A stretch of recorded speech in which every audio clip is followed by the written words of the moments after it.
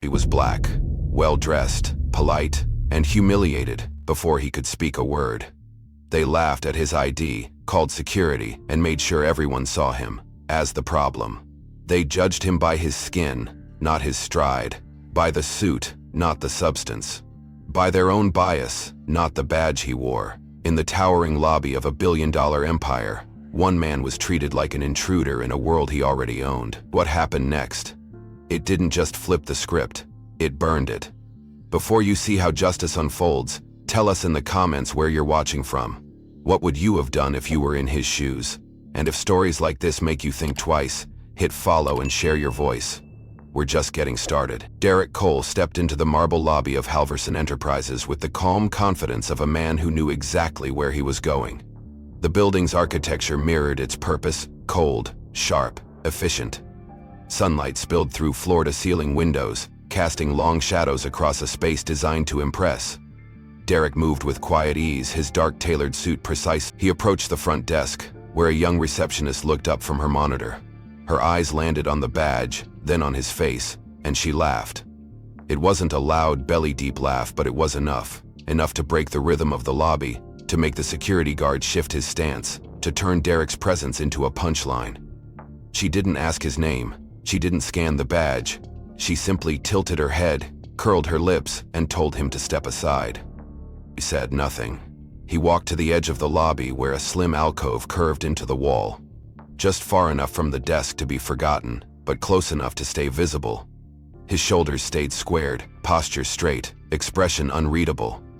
Behind him, the receptionist whispered something into her headset, still grinning.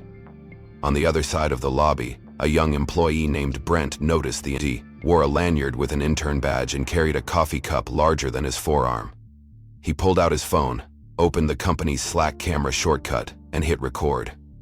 With a smirk, he filmed Derek from a distance, adding a caption, "This guy thinks he's exec level or something." Brent posted it It was all hilarious. Until it wasn't. At the desk, the receptionist finally tapped her screen and pretended to examine Derek's badge. Her voice rose with performative disbelief as she muttered something about people printing their own credentials these days. She called security, not because there was a threat, but because she assumed there shouldn't be someone like Derek standing where he was standing. Moments later, a guard in a navy blazer appeared and approached Derek with polite detachment. The tone was the same used on delivery drivers and janitorial contractors. Derek handed over his badge without protest. The guard looked at it, scanned the code. A green light blinked on his tablet. Full access clearance, executive level, but the guard hesitated anyway, confused by the contradiction in front of him. Derek didn't explain, he just waited. Upstairs, the top floor of Halverson Enterprises was preparing for a merger discussion that would change the company's future. A silent alert popped onto a locked tablet at the conference table. Cole D badge activated. Lobby entry logged. Nobody in that room knew what was happening on the floor below. Nobody knew that the man now being questioned by a security guard had the authority to sign off on the final acquisition of their parent division. Nobody had informed the front desk. It wasn't an oversight, it was intentional. Only 4 people in the building knew Derek's role. He preferred it that way. He wanted to see what they were like when they didn't know who he was. The guard returned the badge with a stiff apology. Derek accepted it with a nod, no anger, no raised voice. He walked back to the front desk. The receptionist was still watching the Slack thread on her phone, unaware that the subject of her amusement had just been cleared for access higher than her own supervisor. Derek didn't say a word to her. He didn't need to.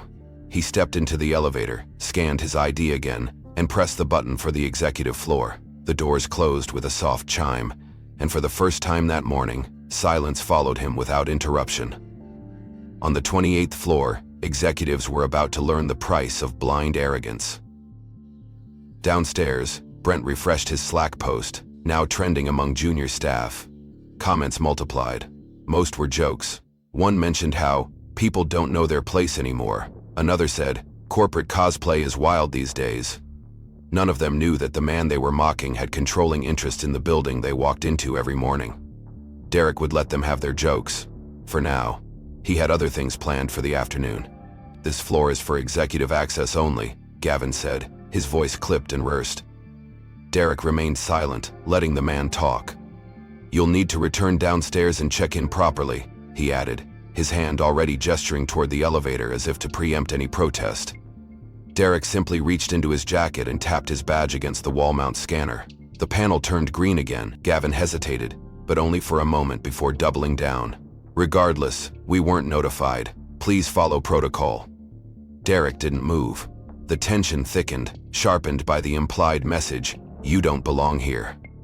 A nearby assistant glanced over from her desk, catching the interaction but quickly turning her gaze back to her screen. Gavin, visibly irritated by Derek's calm, snapped his fingers at a nearby junior staffer and instructed him to escort Mr. Cole back to the lobby for proper clearance. "We have procedures. For a reason," he muttered as he turned away. The junior staffer, unsure how to respond, offered a polite smile and motioned for Derek to follow. Still without a word, Derek complied. The escort didn't make eye contact, didn't ask questions. He led Derek into a side hall, through a discreet side elevator used by internal maintenance staff, and back to the first-floor security suite. The room was dimly lit and smelled faintly of old coffee and aftershave. One guard, seated behind a cluttered desk, glanced up and muttered, "Here comes another one thinking a nice suit buys the top floor." His partner chuckled without looking away from his monitor. Bet that tag was printed in his garage park. Neither of them realized Derek could hear every word, and even if they did, they wouldn't have cared. They asked him to take a seat on the worn black bench near the wall. No questions, no explanation. Derek sat without complaint, resting his briefcase neatly by his feet, hands folded across his knee. On the wall behind the guards was a flat-screen monitor showing camera feeds from all building entrances. Derek's image appeared briefly in one of them, paused mid-step, walking across the lobby as the receptionist laughed. The guards didn't glance at the screen. They were too busy talking about the NBA and debating which local steakhouse had the best whiskey selection. One of them made a side comment about how every dude in a suit thinks he's Elon these days. The other snorted and replied, "You can smell the rental cologne from here." Derek didn't move. He didn't blink. He simply stared at the digital clock on the wall, watching the seconds tick by. He wasn't angry. He was recording. 20 minutes passed before someone knocked on the frame of the open doorway. It was a young man in business casual, visibly sweating, holding a printed schedule and an access tablet. Is there a Mr. Cole here?" he asked awkwardly. Both guards looked up slowly, confused. The first guard pointed lazily to Derek without turning in his seat. "That's your guy?" The assistant's eyes widened slightly. "Sir, we've been looking for you upstairs. The meeting started 10 minutes ago." One of the guards raised an eyebrow. "Wait, he's in the system?" The assistant frowned. "He's the guest of record. Strategic development meeting, conference room 11. There was a beat of stunned silence before one of the guards let out a short laugh, half impressed, half uncomfortable. "Well, damn," he muttered. Derek stood, nodded once to the assistant, and followed him out of the room. As they made their way back to the elevators, the hallway suddenly felt narrower, the air colder. The assistant tried to apologize. "They didn't tell us your name, sir. Well, we didn't expect—" "Oh." Derek didn't offer comfort. "It's fine," he said simply. But it wasn't. They reached the executive floor again. This time no one tried to stop him. The system said it no ashamed of its own gatekeepers. Doors opened, revealing a long corridor lined with glass-walled offices and muted voices beyond. Inside conference room 11, a dozen board members were mid-discussion, their tone tense. When Derek stepped in, the conversation halted. Half the table rose to their feet. One senior partner stood and extended a hand. "Mr. Cole," he said warmly. "We were just getting started." Derek shook it once, nodded to the room, and took his seat at the think tank. Behind him, down in the security office, the guards resumed their banter. But the tone had shifted. One of them pulled up Derek's name in the system. The profile photo stared back with the header, External Acquisition Principal, Cole Equity Partners. Silence filled the room. They exchanged a glance. "Oops," the older guard said flatly. Upstairs, Derek unfolded a sheet of notes from his briefcase. The first line read, "Observe, record, restructure." He looked around the room, eyes passing over every executive who had kept him waiting. None of them knew what was coming, but they would. They certainly hadn't expected the man they allowed to be dismissed and humiliated downstairs to be the very forced position to decide their company's future. But before the meeting could begin in earnest, the door to the conference room opened once again, and in walked Craig Halverson himself, CEO, founder, figurehead. He strolled into the room mid-conversation, dressed in his signature navy suit and smirking like someone who always assumed the world was already in agreement with him. As he passed Derek without recognizing him, he threw a glance and chuckled under his breath. "Didn't know janitorial was sitting in on strategic reviews now," he muttered.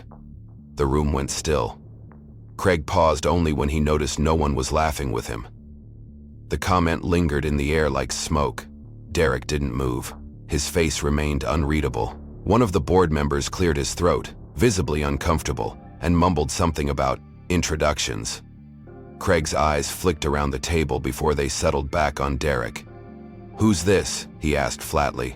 Before anyone could respond, Derek calmly opened the folder in front of him, revealing a thick contract stamped with legal authority.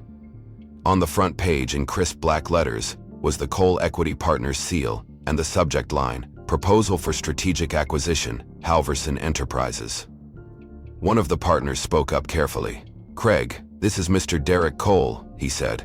"The acquisition lead we've been negotiating with." Craig's expression froze for the briefest second, then transtorted into something between embarrassment and disbelief. "You're joking," he said, trying to recover. No one answered. Silence reigned. Derek offered him a nod. "Good to finally meet you in person," he said, voice calm. Craig sat down slowly, his usual bravado slightly dulled, but his ego remained intact. "Well," he muttered, trying to regain control of the moment, "guess we can finally get things moving then." He didn't apologize. He didn't acknowledge the insult. Instead, he leaned back, legs crossed, and began flipping through the pages of the proposal as if it were beneath him. Across the table, Derek remained still, noting every twitch, every micro-expression. It wasn't just that Craig had insulted him. It was how natural it had felt for him to do so, as though dismissing someone based on appearance required no second thought. A few seats away, Craig's executive assistant Natalie tapped on her tablet and leaned toward the communications lead beside her. In a hushed tone, she asked for Derek's credentials to be checked again, just to be safe. "We've had impersonators before," she whispered. "Can't be too careful." The assistant next to her blinked. "He's leading the acquisition," she said plainly. "He's not a visitor. He's the buyer." Natalie leaned back in her chair, stunned into silence. Moments later, as Craig grew impatient with the pacing of the meeting, he made another cutting remark about Derek's approach. He looked at Derek when he said it. Derek didn't flinch. "Some build, some rescue," he replied, letting the words land with surgical precision. Craig laughed, but it rang hollow. What had once been a room where his voice reigned was now shifting, recalibrating in real time. The board wasn't nodding along the way they usually did. They were watching Derek. Listening. Weighing. Natalie, meanwhile, typed a quick note to building security. "Avoid further contact with Cole without clearance. Do not let him interact with VIP clients in common areas." Downstairs, the receptionist received the message first. Her face paled. She recognized the name immediately, realized who she had mocked. She didn't speak, but her hands hovered over the keyboard for a long second before she slowly minimized the internal Slack thread that had been laughing at Derek's arrival just 30 minutes earlier. Back in the conference room, the deal review continued, but Craig's posture was visibly more rigid, his comments sharper, more defensive. He was used to being the smartest, loudest voice in the room, but now his jokes fell flat, his strategies questioned. Derek never raised his voice, never needed to. He just asked the right questions, pressed on numbers, identified gaps Craig hadn't accounted for. By the time the lunch break was called, the entire room had shifted around him like a compass resetting north. As the board dispersed temporarily, Craig stayed behind, pouring himself a glass of water from the side table. "You know," he said without turning, "I've been doing this a long time. I've seen a lot of suits come and go, thinking they can take apart what I built." Derek stood, buttoning his jacket. He moved with that same quiet confidence he'd entered with. "And how many of them walked in through the front door and got told to wait by security?" he asked. Craig turned then, lips pressed into a line. "Some people don't look like they belong in this room," he said. And some people don't realize the room is already theirs, Derek replied. He didn't wait for a response. He paused at a name that had appeared in a strategic acquisition alert and chuckled, shaking his head. Derek Cole, he murmured, nudging a nearby colleague. That's hilarious. That's the same name as that investor who's supposedly buying us. His colleague leaned in. That is the guy. Ryan scoffed. No way. I saw him downstairs. Thought he was someone from maintenance. Despite the mounting evidence and the visible shift in board behavior, Ryan refused to accept the idea that the sharply dressed, black man who had been made to wait in security could possibly be the one, holding the fate of the company in his hands. Later that afternoon, while Derek stepped out to take a brief call, Ryan took the opportunity to intercept him outside the main elevators. With the casual arrogance of someone who had never been corrected, Ryan stood in Derek's path and asked where he was headed. Despite Derek's executive credentials clearly displayed, "This area is restricted to cleared stakeholders only," Derek replied evenly, asking to speak directly with the executive committee in the adjacent strategy room. Ryan raised an eyebrow, then smirked. "Meetings with the exec board are scheduled through the proper channels," he said. "I don't see anything in the calendar for you. Maybe try admin services downstairs." Derek calmly explained that the invitation had been sent directly from Craig Halverson's office, confirmed the previous week. Ryan chuckled. "If Craig really sent that, I'm sure I'd have heard about it." His tone was light but patronizing. Besides, walk-ins don't usually get time with the big table. Derek remained composed, watching Ryan closely. He recognized the tone, the subtle weaponization of procedure, protocol, used not to protect structure, but to maintain superiority. The same game dressed in different suits. A young assistant from the boardroom approached, tablet in hand. She hesitated for a moment, unsure whether to interrupt. Ryan gave her a sharp glance, daring her to speak. She folded, stepping back with an apology. Derek gave her a slight nod of thanks anyway. Then he returned his attention to Ryan. "You don't have the authority to deny access," he said. "But I'll wait." Ryan stepped aside, more annoyed than threatened. As Derek returned to the nearby seating area, Ryan leaned over to another employee and whispered, "It's always the confident ones who flame out first." They both laughed quietly, not realizing they were being observed. Down the hall, the door to the executive boardroom opened again. One of the legal advisors had stepped out, glancing toward the waiting lounge where Derek now sat. She recognized him from the briefing packet, her eyes narrowing in surprise. She tapped on her phone, sent a short internal message to Craig. "Cole's outside. Thought he was with you," Craig replied after several minutes, short and dismissive. "He'll get his turn." It wasn't the first delay of the day, but it was the most deliberate. Derek sat in silence, hands steepled beneath his chin, eyes fixed on the abstract artwork mounted across from him. Every delay was a tactic. Every slight was intended to wear him down. He understood. But he also knew that the longer they dragged their feet, the closer they came to burying themselves beneath their own hubris. Upstairs, the executive meeting resumed without him, pretending the most important player in the room didn't exist. Elsewhere in the building, chatter had begun spreading. The internal video clip posted earlier that morning was still circulating. Some had taken it down. Others continued sharing it in private message threads. A few employees had started asking questions, discreetly, cautiously, about who Derek actually was. The answers they were receiving painted a very different picture than the assumptions made in the lobby. A member of the finance team confirmed that Cole Equity Partners had transferred a holding interest in Halverson the previous week. An assistant in legal found the acquisition terms uploaded to the server with Derek's name across every document. Gradually, department by department, recognition began seeping through the building like water finding cracks. But Ryan still didn't see it. He passed Derek again on his way to the bathroom, muttered something about corporate tour and smirked as if he had delivered a clever blow. Derek checked his watch. 47 minutes had passed since the board meeting resumed. The deliberate stall had become transparent. He stood, adjusted his cuffs, and made a single phone call. His voice was calm. "Initiated escalation. Use Clause 7C. On the other end, someone replied immediately. "Understood." He hung up and walked toward the windows lining the far wall of the hallway, looking out over the city skyline. Behind him, two members of the executive board exited the meeting room, whispering urgently. One of them glanced his way. A quiet warning had begun to ripple up the chain, but it was too late to contain. He stopped by the large abstract sculpture in the main corridor, checked his watch, and pulled out his phone. His finger hovered for a second before tapping a contact labeled controlled. The voice on the other end answered before the first ring finished. "Yes, sir?" Derek didn't raise his voice. "Initiate Protocol A. Immediate execution. Confirm with legal." The voice didn't hesitate. "Understood. Sequence initiated." Derek ended the call, pocketed the phone, and stood, perfectly still as the first subtle change began, one invisible to most but unmistakable to those paying attention. Inside the executive suite, Craig Halverson was mid-presentation when the lights flickered once. The screen behind him cut to black for exactly 3 seconds before rebooting to the corporate logo. He stumbled slightly over his next sentence but recovered quickly, assuming it was a technical hiccup. In the adjacent IT command room, however, alarms had started blinking. Access permissions across multiple floors were shifting in real time, admin levels were being reassigned, logged-in sessions were forcibly terminated.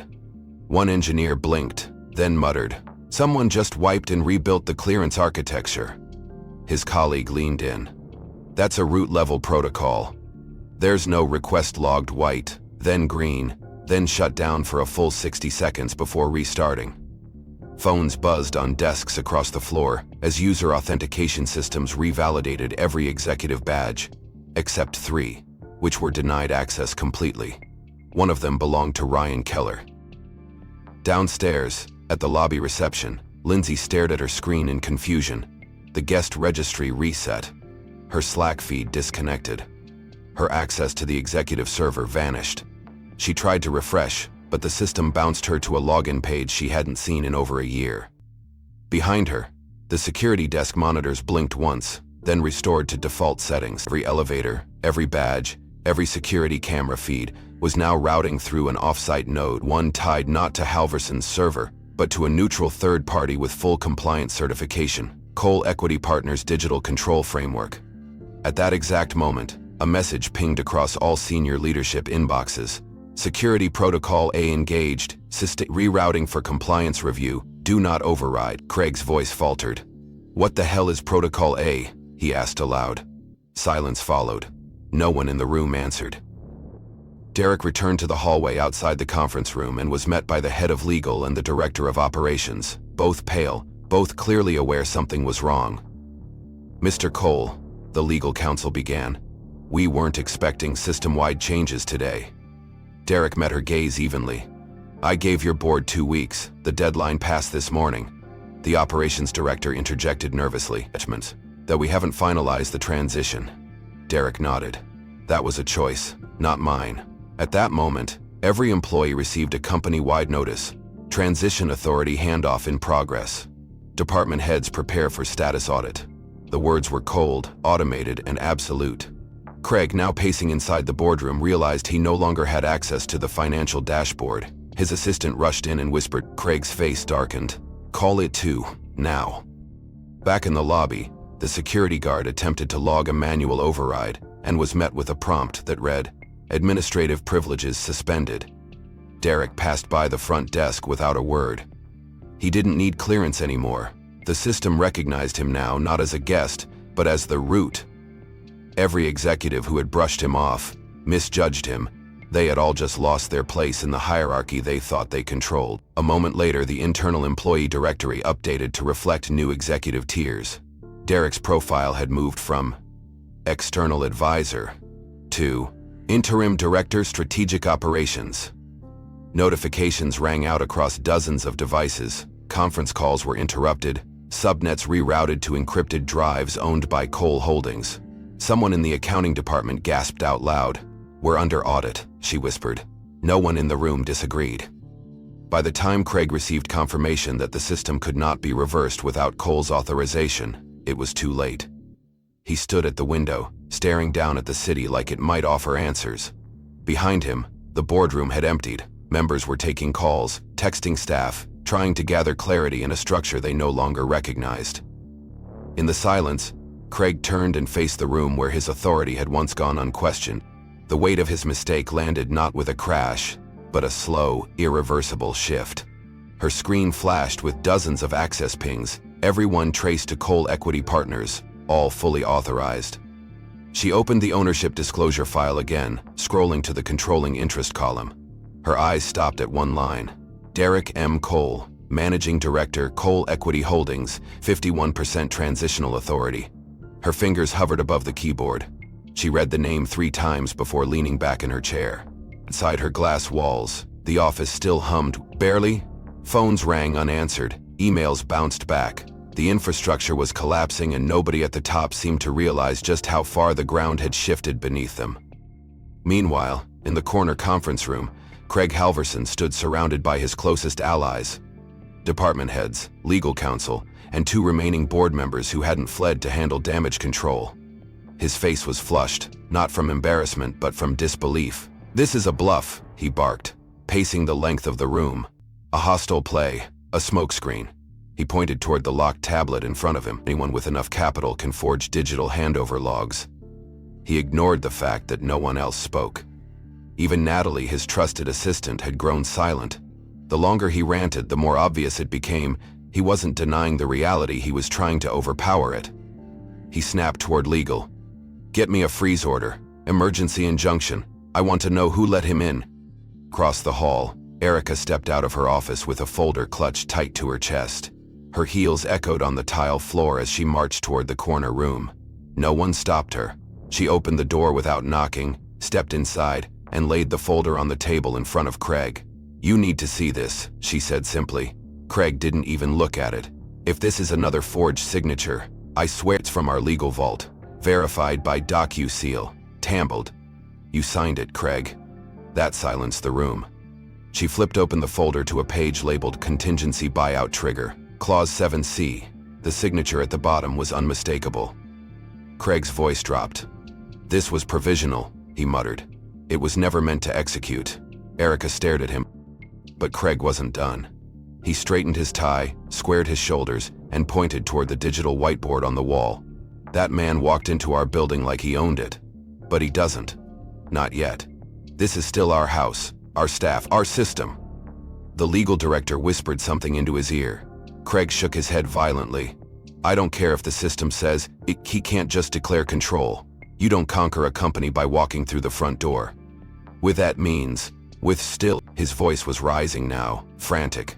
"What happened today was a stunt, an orchestrated charade meant to destabilize us." He stepped toward the window again, looking out at the city below. "But we're not folding. This company has weathered worse." Behind him, the boardroom remained still. Erica closed the folder quietly and walked out. In the open workspace nearby, employees were whispering Derek's name.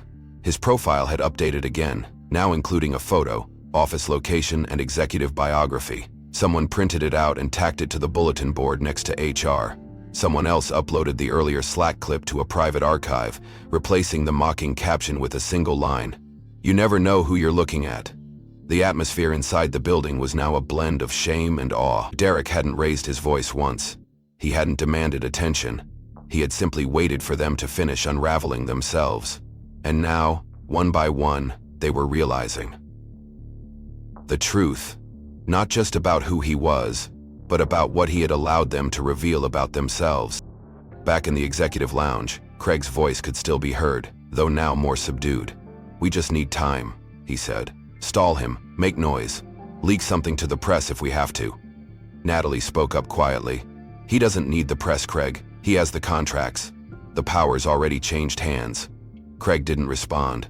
For the first time, he looked tired, not defeated but close. He had spent his life wielding power through presence, through intimidation, through spectacle, and now, none of it mattered. His image meant nothing in the face of signed legal authority and undeniable transition. The man introduced himself as legal counsel for the acquisition team and stated he had documents requiring acknowledgement. He placed a thick folder on the table and slid it forward. Erica reached for it, flipping through the top page. Her face shifted as she read. At the top was a notarized merger agreement dated 3 weeks prior. Below it, the signatures of all controlling shareholders. At the bottom, the designated CEO post-merger, Derek M. Cole. The room froze. The document left no room for interpretation. Authority had changed, not in the future, but in the present. Craig leaned forward and snatched the document from the table, flipping pages in disbelief. He searched for loopholes, for anything that could discredit what was written in black ink, but every line confirmed what had already become reality. "This must be temporary," he muttered, though the weight in his voice betrayed the truth. There's no way the board would authorize this. But they had, one by one, they had signed away control in exchange for capital, protection, and a strategy to prevent the company's collapse. Craig's refusal to act had sealed the outcome. The lawyer calmly pointed to the effective date. As of 9 a.m. today, all executive operations transferred to Coal Industries Holdings. Craig's knuckles whitened as he gripped the page. Natalie stepped back, distancing herself from his spiral. The board members avoided eye contact. The balance of power had already shifted. It was no longer a question of if, only of when, Craig would be made to leave. Derek stood up at the far end of the room, buttoned his jacket, and walked to the front without urgency. He faced the group that had tried to marginalize, delay, and ignore him. He reached for his ID badge, unclipped it, and turned it over. For a moment, there was nothing but silence as the laminated card caught the light. Then someone inhaled sharply. On the back, embossed in silver lettering, read the designation, Executive Access, Coal Industries Holdings, CEO. He set the badge down on the table, letting the image burn into their memory. "You've had time," he said, his voice even. "You chose to waste it." He didn't raise his tone. He didn't need to. The room listened not because of fear, but because the illusion of control had finally shattered. Every move made to delay him had only tightened the noose of inevitability around the lawyer retrieved a second folder from his case and handed it to Natalie. She hesitated, then opened it. Inside were directives for executive restructuring, including temporary suspensions for any personnel engaged in obstruction during the transition window. Several names were already typed in bold. Craig's was at the top. "These are immediate," she asked quietly. The lawyer nodded. "You're not being terminated, Mr. Halverson," he clarified. "You're being removed from operational authority pending review." Craig stood motionless. It was the first time in years that he had been handed an order instead of giving one. Across the table, members of his once loyal leadership team remained still. No one came to his defense. No one challenged the documentation. Derek stepped away from the table and looked toward the wide glass wall facing the skyline. He didn't need to stare anyone down. He had already won, and he had done it without ever raising his voice or making a scene. News began to spread beyond the boardroom. Word moved like electricity across floors, cubicles, elevators. Emails pinged, messages forwarded. Executives peeked out from their glass offices to whisper to their assistants. "It's true," one of them said. "He's not just leading the merger, he owns it." Derek's photo updated again in the internal system now, marked with full administrative clearance. Every employee now had access to a welcome memo he had drafted the night before, detailing his vision for the company, his expectations, and his commitment to restoring dignity across all levels of operation. The language was sharp but inclusive, measured but firm. It wasn't just a leadership change, it was a philosophical shift, one grounded in merit, accountability, and transformation. For those who had watched him, the man who had been mocked that morning was now the most powerful figure in the building. As Derek walked out of the boardroom, employees cleared the hallway. Some nodded, others looked away in shame. No one stopped him. Behind him, the lawyer remained to handle documentation. Natalie sat still, reading every page with trembling fingers. Craig leaned against the wall, breathing heavily, realizing that his downfall hadn't come with a scandal or a hostile raid. It had arrived in silence, sealed by signatures, and delivered by there. In a building built on hierarchy and perception, Derek had used their own rules against them. The news cascaded through Halverson Enterprises like a detonated fault line, silent at first, then irreversibly loud. Emails marked URG began landing in inboxes company-wide, notifying leadership of immediate administrative reassignments, all stemming from completed transition logged precisely at 9:00 AM. The board of directors, who had been largely silent since the initial vote, now issued a collective statement that confirmed full operational authority had been transferred to Derek M. Cole. The language was sterile, clinical, and final. Craig, still in the boardroom, read the memo from his tablet with a face drained of defiance. The official subject line was chilling in its precision. Executive realignment, effect of immediate. Beneath it, the digital watermark from the firm's highest compliance counsel left no room for interpretation. Derek hadn't taken control. He had been given it. The deal had always been real, and the resistance had only made it inevitable. Downstairs, the receptionist Lindsay received a pop-up message she hadn't expected. It was flagged HR priority. It notified her that she was to cease all front desk duties immediately and report to floor 17 for an internal conduct review. Her fingers hovered over the keyboard, stunned, then slowly dropped away. In the same Slack channel, where she had once laughed at Derek's arrival, she now found herself removed without warning. The administrator log showed her account had been archived. One by one, other employees who had interacted with or commented on the internal video received similar alerts. Brent, the intern who filmed the footage, was already in a conference room being questioned by HR. The video had been shared outside the company, reaching several professional networks. What had once been a private joke had now become a case study in corporate prejudice, and the firm's legal team was mobilizing to manage the fallout. On the 25th floor, several directors gathered in hushed conversation around the large window bay. The city skyline loomed, unchanging, but their world had shifted entirely. Some tried to rationalize what happened, calling it a calculated takeover. Others, quietly honest, admitted that the warning signs had been there all along. "He didn't flinch once," one manager said. "I thought he was arrogant. Turns out he was just right," another replied. "I rewatched that lobby video. We all laughed. And now, we look like fools."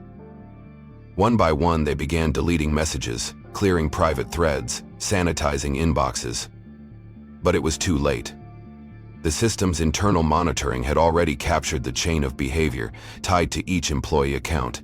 The company's new oversight protocols, implemented just hours prior under Cole's direction, had flagged every incident, every insult, every dismissive remark, categorized under behavioral review. What had started as casual prejudice had now become professional liability. Elsewhere in the building, Derek sat alone in a newly assigned executive suite. The nameplate hadn't been changed yet, but the space already bore his presence. Organized, deliberate, free of excess. A monitor on the wall displayed live analytics from department response rates to the new protocols. A bar chart showed compliance rising. Below it, a secondary panel highlighted flagged personnel, categorized not by race or background but by conduct, efficiency, and adaptability. He scrolled past the names with a detached calm. Not to punish, but to correct. His approach was never about vengeance. It was about structure, clarity, and equity. One flagged employee entry caught his attention. He tapped the screen. A prompt asked, "Immediate disciplinary action or retraining program?" He chose the latter. The system logged the decision and issued a reassignment. Not everyone would be removed, but everyone would be held accountable. In a press office 2 floors below, a drafted external statement began circulating for final approval. The company would issue a release confirming the transition, highlighting Derek's experience, and expressing a commitment to renewed internal values. It would not mention the incident in the lobby or the video, but it would signal change. Words like transparency, respect, and inclusion were woven into the text like safeguards. The statement would be picked up by 3 major business outlets before the end of the day. Internally, it was already sparking dialogue. One junior associate, fresh from a morning of silence, turned to a colleague and whispered, "They're going to remember this for years." The colleague nodded. "They should. We all should." At that moment, the weight of what had occurred had transcended power. It had become precedent. Derek's name would no longer be questioned. It would be studied. Back in the boardroom, Craig remained seated long after the others had left. His phone vibrated again. It was a message from the chairman of the parent holding firm. "Craig, it's done. We suggest you cooperate with the transition." There was no accusation, no demand, just a closing statement to a man who once believed no door could close on him. Craig didn't respond. He placed the phone face down on the table, then slowly turned toward the large window. From where he sat, he could see the street below, the cars moving, people crossing intersections, entirely unaware of the seismic collapse that had occurred in the space behind this glass. He exhaled once, the arrogance slipping from his posture, replaced by something else. Not regret. Not yet. The clock beside him read 4:32 p.m. His dismissal was effective at 5 o'clock. He was granted 30 minutes to vacate the premises, collect personal effects, and turn in all credentials. There would be no press conference, no speech, just a signature, a box, and a quiet walk out of the building he once ruled. As the guards waited respectfully, Craig stood slowly, his once tailored blazer now wrinkled from a long day of denial. He said nothing, offering no resistance. Outside the glass walls, dozens of staff watched through lowered blinds and glass panels, bearing witness to the end of an era they once feared would never end. He exited the room with small, reluctant steps, passing a corridor where employees had once stood to greet him each morning with forced smiles. Now they stood in silence, not in celebration, but in reflection. No one spoke. No one reached out. The former CEO walked past the marble column where his portrait once hung, already removed earlier that afternoon. His footsteps echoed every sound punctuating the collapse of his reign. Derek watched from the upper balcony, his expression unreadable. He did not follow. He did not gloat. He simply observed. Craig stepped into the waiting elevator and faced forward. The doors closed. No applause, no farewell, just the soft chime of transition. In the HR suite on the 17th floor, another meeting was beginning. This one would not involve a CEO, but someone who had triggered the first crack in the facade. Lindsay entered the room with visible hesitation, clutching a notepad she hadn't written on. Her name had been called, not by HR, but by Derek himself. He sat across from her now in a room far less ornate than the boardroom, but no less authoritative. The table between them felt enormous. He gestured for her to sit. He obeyed. For several seconds he said nothing. Then he slid a printed transcript across the table. Her Slack messages, her comments, her call. "Did you treat every visitor like that this morning?" he asked calmly. Lindsay's throat tightened. "No, sir," she replied softly. He leaned back, steepling his fingers. "So what made me different?" She looked away. I assumed." Her voice trailed off. "You thought I didn't belong," he said, "and you let that thought guide your actions." She nodded, ashamed. Derek didn't raise his voice. "What you did wasn't just unprofessional. It endangered the integrity of this company's culture." She expected punishment, but instead received something more difficult. He offered her two options: resign quietly, with references revoked, or enroll in a 6-month ethics rehabilitation program led by external auditors and diversity consultants, monitored by HR and executive leadership. Her decision had to be made within the hour. She would work twice as hard, under closer scrutiny, with no guarantee of restoration. But it was a chance. A narrow, difficult, earned path. She nodded through tears. "I want to stay," she whispered. Derek nodded once and stood. "Then you'd better be ready to rebuild what you helped break." He left the room, leaving her in silence. Outside the door, the HR lead waited with a training packet already prepared. It bore no title, just the initials D, embossed on the cover. Redemption, in Derek's world, was possible, but it was never free. Across the building, cleanup had begun. Departments initiated restructuring protocols. Temporary access was revoked for 7 managers, 3 of whom had refused to comply with Derek's system audits. 2 security officers who had joked about his appearance were reassigned to overnight duties pending review.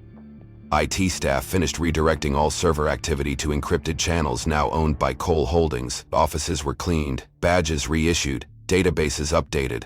A new era had begun, orderly, impartial, and fully in motion. And while Derek made no announcement, his presence was felt on every floor. A quiet authority followed him, not enforced by fear, but by the discipline of consequence. Those who had doubted him were either gone or watching carefully. Those who had mocked were learning in real time that every smirk had a cost, and those who had remained silent were finally asking themselves why. Back in his office, Derek stood alone, watching the skyline as the last light faded from the windows. He made no calls, issued no new memos. The most important actions had already happened. The symbols of power had shifted hands. The old guard had fallen, not by force, but by truth. And those who had failed to recognize it were now left standing among the ashes of their assumptions. As the building quieted, Derek closed his laptop and stepped toward the door.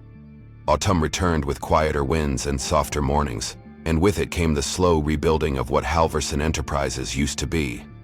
Under new leadership, the building no longer buzzed with tension but with intention.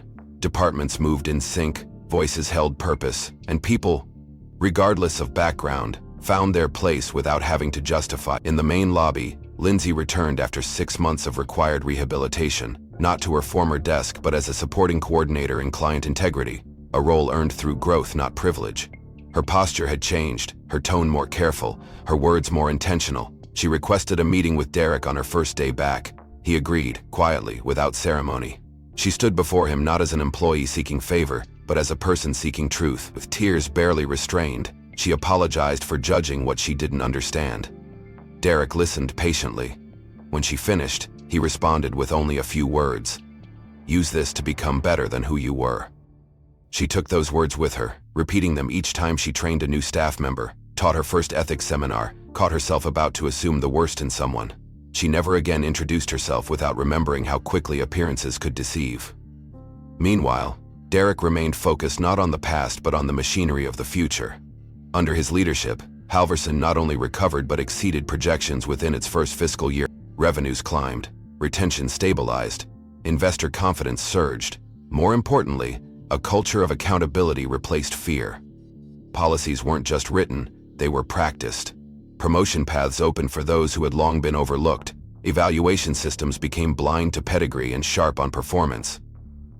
The shift didn't erase what had happened, but it reframed the company's identity, proving that power restructured with humility was not weakness, but resilience. Still, Derek never once told the public how it all started. He let the silence hold the weight. 1 year later, in a different city, Craig Halverson took the stage at a corporate ethics conference hosted by the Institute for Organizational Integrity. He wasn't a keynote speaker, nor was he announced with fanfare. He appeared during a midday panel titled, "When the System Turns on You, Learning from Leadership Collapse." Gray now streaked his hair. His once brash statements, "I built an empire on instinct but it collapsed on assumption," the room fell still. He recounted the events not with bitterness, but with brutal honesty. He admitted the arrogance, the dismissiveness, the belief that authority meant immunity. He explained how he had ignored signs, refused voices, and dismissed presence until power changed hands without ever raising its own. Attendees listened, scribbled notes, some in disbelief. He didn't protect his pride, he dismantled it. When asked what changed him, he replied, "I stopped speaking long enough to see the man I never really looked at." After the panel, a younger CEO approached him. She had just survived a scandal involving racial bias within her startup. She thanked him for naming the things so many refused to say aloud. He didn't offer advice. He simply told her to ask better questions and stay quiet long enough to hear the answers. That afternoon, Craig sat at the edge of the stage alone, reading over his own notes. He no longer ran a company. He didn't need to. His new work lived in schools, in auditoriums, in mentorship programs where future leaders learn not just how to grow companies, but how to see people. At night, he walked back to his apartment on the edge of downtown. No more penthouse, no chauffeured rides. But he carried something far greater, a sense of clarity.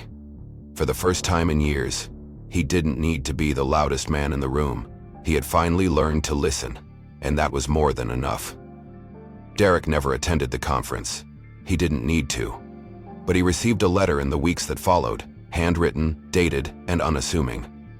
It bore no request, no justification, only gratitude.